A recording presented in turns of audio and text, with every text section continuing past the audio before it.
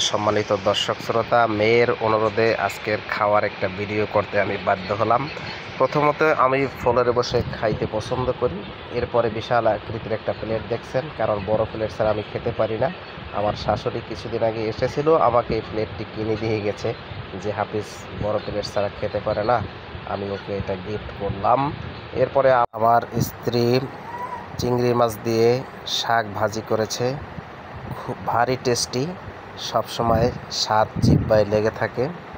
প্রথমেই শাক দিয়ে আমি খেয়ে নিলাম, দেখুন খুব মজাদার হয়েছে খেলাম।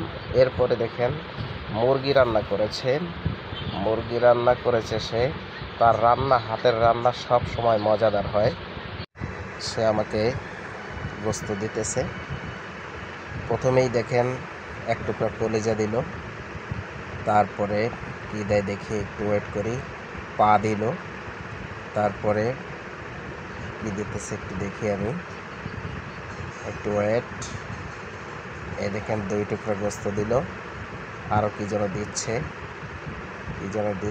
এই 2 টুকরা আলু দিল, তারপরে আরও কী যেন সে দিচ্ছে, এই যেখানে গিলা দিল। আমি বললাম এত কিছু কেন দিচ্ছ তুমি আমাকে? তাই আমাকে এগুলো সে দিয়েছে। আমি বললাম আমার 1 টুকরা গোস্ত, 2 পিস আলু, একটু ঝোল হলেই তো আমি খেয়ে ফেলতে পারি, তুমি তো জানো। সে বলছে না, পা, কলিজা, গিলা এগুলো আপনার পছন্দ, এই জন্য দিলাম। তো ভাইরা, সব মিলিয়ে কথা হলো, তার জন্য দোয়া করবেন। আপনাদের দাওয়াত, একদিন এসে খেয়ে যাবেন। আল্লাহ হাফেজ।